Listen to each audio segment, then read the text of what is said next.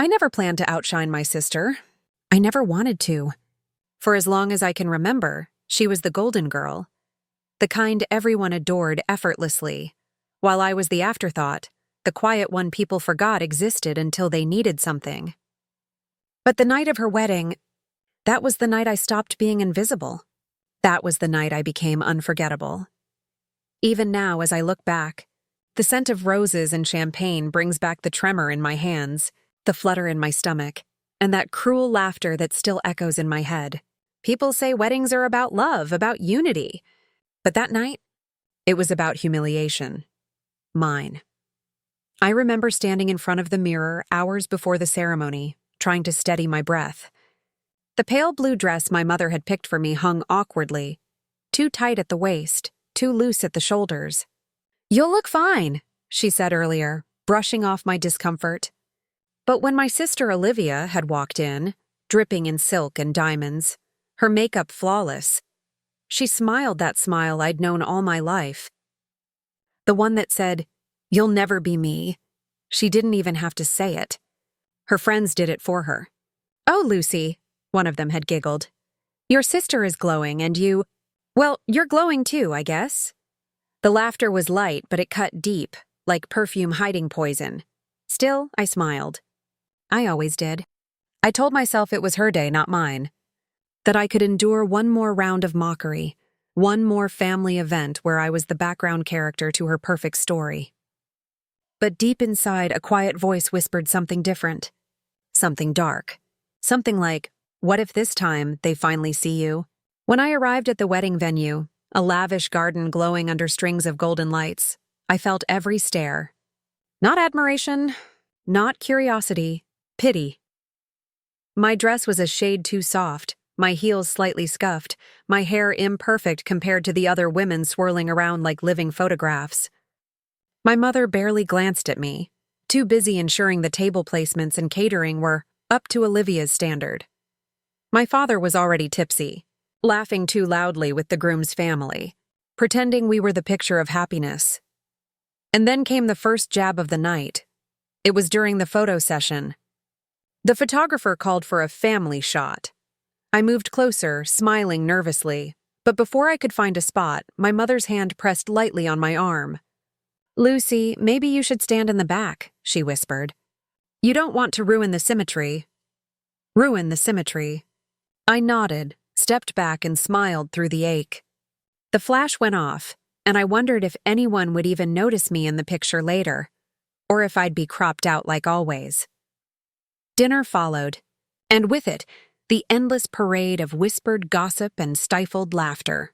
My sister's friends, half drunk and high on their own vanity, decided to make me their evening's entertainment. It started harmlessly, a joke about my shoes, then my dress, then my forever single status. Each line sharper, louder, crueler. "Lucy, when's your big day?" one teased. "Oh, right, you need a date for that first." Another chimed in, "Maybe she'll catch the bouquet tonight if she doesn't trip first." Laughter exploded around the table. Even my mother smiled awkwardly, pretending it was harmless fun. I excused myself before they could see my tears. Out on the terrace, under the dim fairy lights, I finally exhaled. The sound of music and laughter spilled out from the hall behind me, muffled and distant. I should have gone home then. I should have just walked away, as I always did. But something in me broke quietly that night. Not in anger, but in realization. They didn't see me as family. They saw me as filler, as a prop for their perfect story. That's when I heard the voice. "You don't deserve that," a man said softly behind me. I turned, startled. He was standing near the railing, a stranger in a black suit, tall, poised, with a look that didn't pity me but saw me. Really saw me. He smiled almost apologetically. "Sorry, I didn't mean to eavesdrop." "But you looked like you needed someone to tell you that." I laughed weakly. "You heard everything?" "Enough to know they're wrong," he said. "You have more grace in silence than they do in all their noise." His name was Ethan, the groom's cousin, he said, visiting from out of town. He had that kind of confidence that didn't need to announce itself, and eyes that studied you like a story worth reading twice. For a while. We just talked about the wedding, about family, about how some people mistake cruelty for humor. His words didn't fix the ache in my chest, but they reminded me that maybe I wasn't the joke. They were. When I returned inside later, the reception was in full swing. Olivia was radiant on the dance floor, surrounded by flashing cameras. I stood by the edge, watching, wondering how something so beautiful could feel so hollow. Ethan joined me again, offering me a glass of champagne. "You should be out there," he said. "I don't dance," I murmured. "Neither do I." He smiled. "Guess that makes us even." Before I could reply, the microphone screeched. My sister's voice filled the hall, drunk on attention. "Everyone! A toast to my little sister Lucy, the family's silent observer." The crowd laughed. "She's the reason I look so good tonight. She sets the bar so low." The laughter this time was deafening. I froze, my vision blurred. Even Ethan looked stunned. My mother tried to hush her, but Olivia just grinned and added, "Oh, come on, it's a joke." A joke, that word. It echoed like thunder. I could have rerun. I could have smiled, let it go. But something deep inside me, something that had been silent for too long, rose with quiet fury. For the first time, I didn't walk away. I walked forward. The music faded as I reached for the second microphone near the DJ booth. The crowd turned, confused. Olivia smirked, ready for another laugh. But I wasn't shaking anymore. I wasn't small. "I'd like to make a toast too," I said, my voice steady. "To my sister, the star of the night. You've always been brilliant at shining, even if it means dimming everyone else." The silence was instant. Olivia's smile faltered. My mother's face turned pale. I took a deep breath, letting years of swallowed words find their voice. "You've mocked me, ignored me, and made me your punchline. But tonight I realized something. I don't need your approval to exist. I don't need your light to glow. Because the people who laugh at others, they're only hiding their own emptiness." Then I smiled, a small, quiet smile, and raised my glass. "So here's to you, Olivia. May your laughter never echo as hollow as your heart." Gasps, whispers. Olivia's face turned crimson. I placed the microphone down gently, turned and walked away as the room buzzed behind me. My legs were shaking, but my spirit was steady. Ethan followed me out, his expression unreadable. When we reached the terrace again, he said softly, "You didn't just defend yourself. You reminded everyone what real strength looks like." I looked back at the glowing hall behind me, at the people who had laughed, now silent, their perfect night shattered by truth. And for the first time in years, I didn't feel invisible. That was the night I stopped being the joke. That was the night I became the story everyone remembered. When I woke up the next morning, the world outside was quiet. But inside my phone was a storm. Dozens of messages. Missed calls, screenshots. I didn't need to open them to know what they were about. My sister's wedding had gone viral. Not for her dress, not for her vows, but for my words. Someone had filmed the toast. The clip was everywhere. "Sister's brutal wedding speech leaves bride speechless." That was the headline circulating online. My voice, trembling but strong, had become the anthem of every person who'd ever been. Humiliated by family and finally decided they'd had enough, but not everyone saw it as courage. My mother's message came first. "How could you embarrass us like that, Lucy? You ruined her wedding." Then my father's voice message, slurred and angry. "You think the world needed to see that? You've disgraced our family." And finally, Olivia's text, "You're pathetic. You couldn't stand me being happy for one night. I hope you're proud. You turned my wedding into your pity party." I stared at the screen, tears blurring my vision. The same people who'd laughed at me last night were now furious that I'd stood up for myself. The irony stung like salt in a fresh wound. Ethan's message came last. "You were brilliant." Don't let them twist it. They needed to hear it. That one line, calm, grounding, kept me from collapsing. The next few days were chaos. The video had exploded. Some people called me brave. Others called me cruel. Reporters messaged me. Strangers tagged me in posts, writing things like, "Finally, someone said what needed to be said." But while the internet turned me into a symbol, my own family turned me into an enemy. When I walked into my parents' house 3 days later, the air was thick with tension. My mother sat at the dining table, arms crossed, her expression carved in stone. My father didn't even look at me. And Olivia, still glowing in her honeymoon tan, but with eyes full of venom, stood by the window, her phone in hand. "So," she said, her voice dripping with false calm, "did you enjoy your 15 minutes of fame?" I met her gaze. "It wasn't about fame." "Oh, please," she laughed bitterly. "You couldn't stand being irrelevant anymore, could you? You just had to steal the spotlight at my wedding." "Your spotlight was built on my silence," I said quietly. "You turned me into your joke for years." That night, I just stopped laughing. She stepped closer, her perfume suffocatingly sweet. "You humiliated me in front of everyone I know." "You humiliated me in front of everyone I love," I said. The room went still. Even my father looked up. My mother's lips trembled as she said, "You could have handled it privately, Lucy. Family matters stay in the family." I let out a small, humorless laugh. "You mean like all the times you watched her tear me apart and said nothing? That kind of family matter?" My father slammed his fist on the table. "Enough! You've embarrassed us enough already." I looked at them all, my perfect family, so polished on the outside, so rotten underneath, and realized something. This wasn't about one night. It was about every night I spent wishing I was enough for them.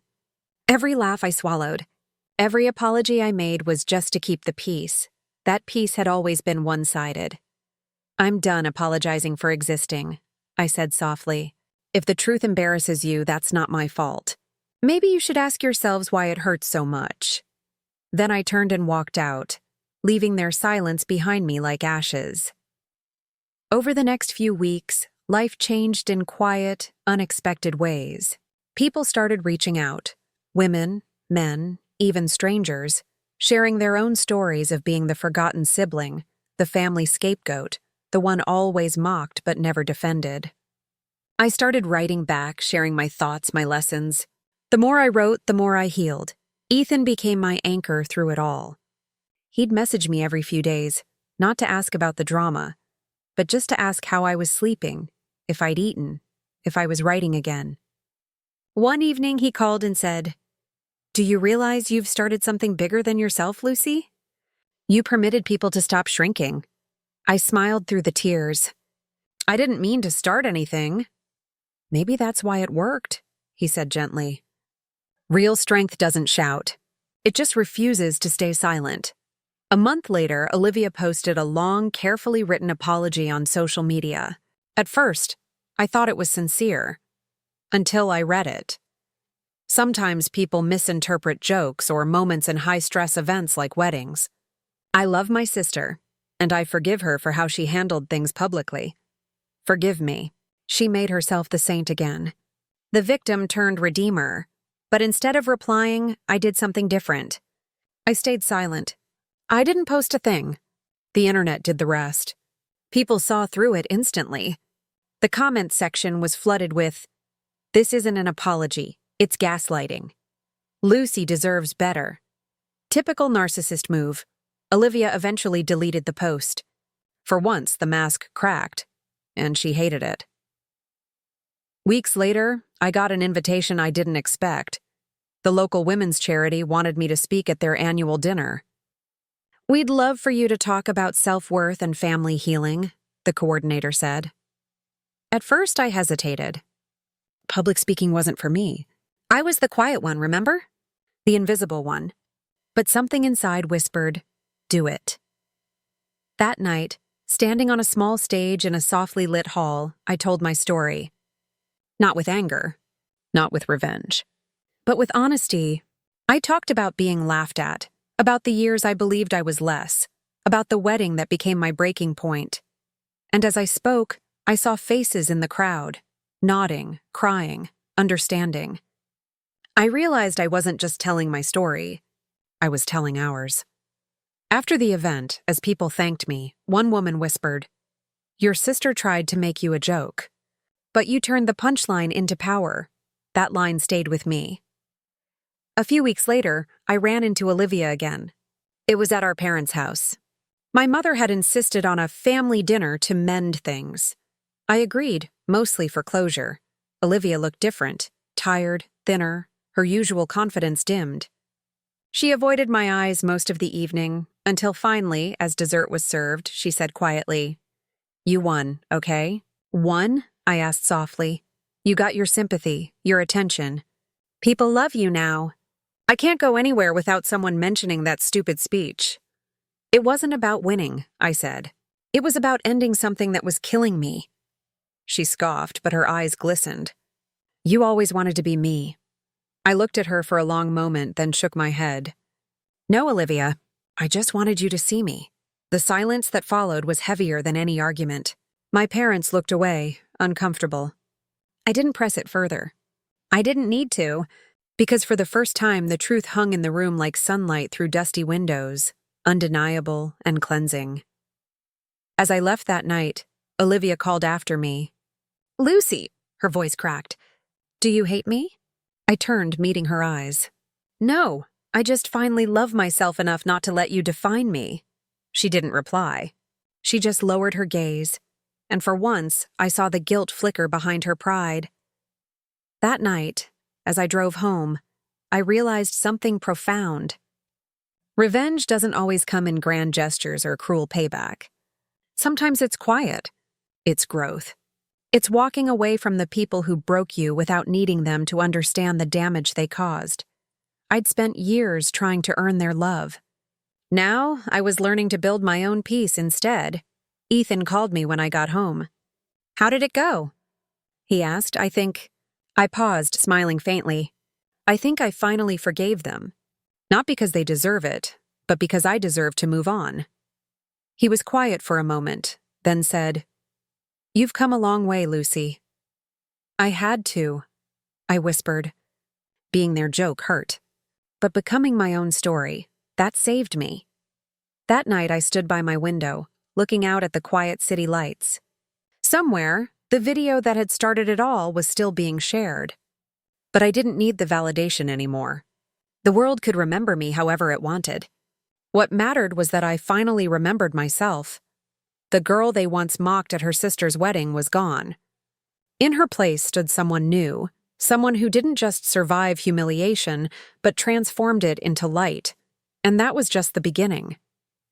A year passed. Time, they say, softens wounds. But I've learned something truer.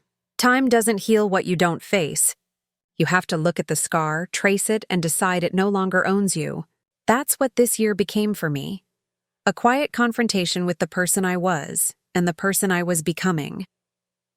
The wedding that once haunted me had turned into a story the internet never fully let die. Every few months, the video resurfaced somewhere. Another repost, another headline. The sister who spoke up. At first, I dreaded it.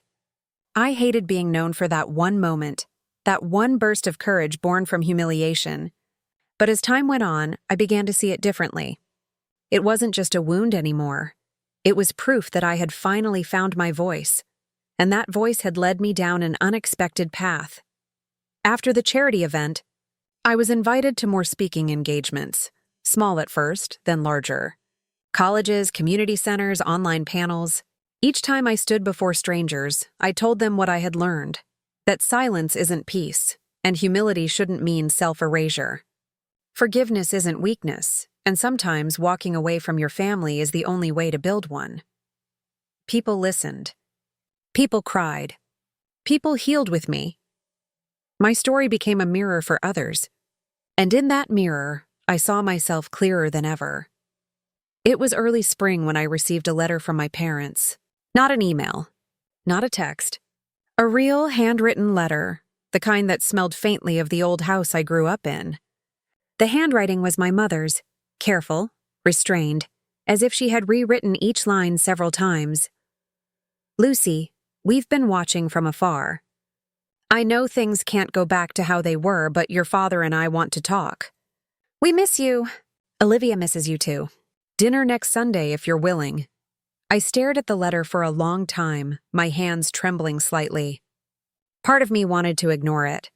Another part, the one that still longed for their acceptance, wanted to run back. but I'd changed too much to do either impulsively. So I took a deep breath and decided to go. Not for them. For me.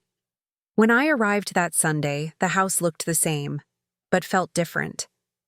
Maybe it was me who'd changed. The walls no longer held authority. They were just walls. My mother opened the door, her smile careful but real.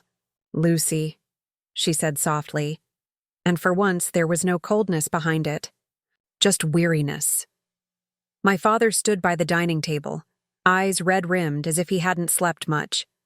Olivia was there too, sitting quietly, hands clasped, not in designer perfection but in something simpler.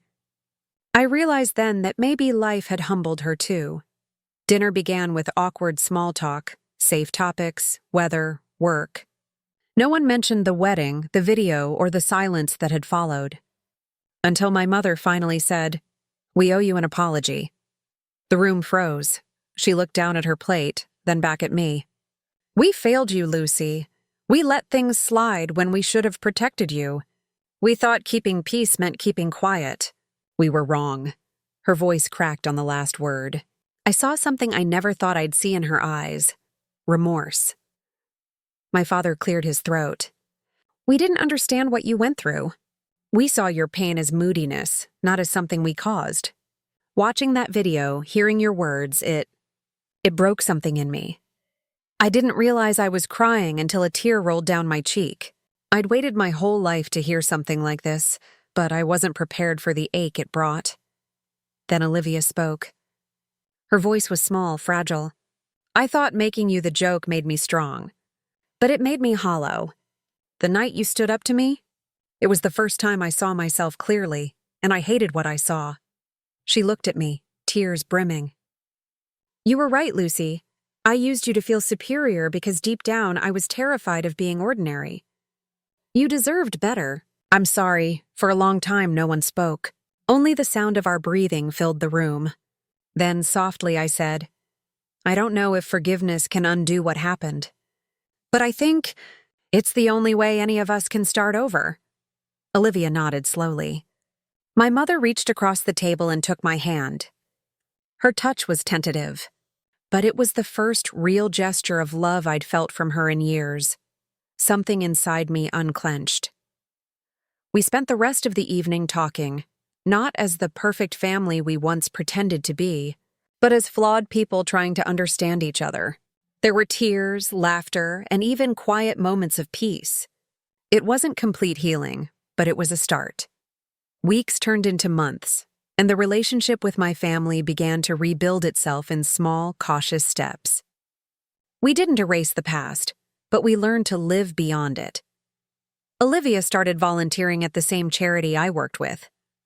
My parents began attending therapy sessions together, something I never imagined they'd do. And I kept writing. What started as a personal outlet had become something much bigger. Publishers reached out. People wanted a book. At first I hesitated. Who was I to write a book? But Ethan, always the voice of calm belief, told me, "You owe it to the version of yourself who had no voice. Tell her story. Tell your truth." So I did. 6 months later, my book, The Joke That Became a Voice, hit the shelves. I didn't expect it to be a success, but it was. It resonated. Because it wasn't just my story.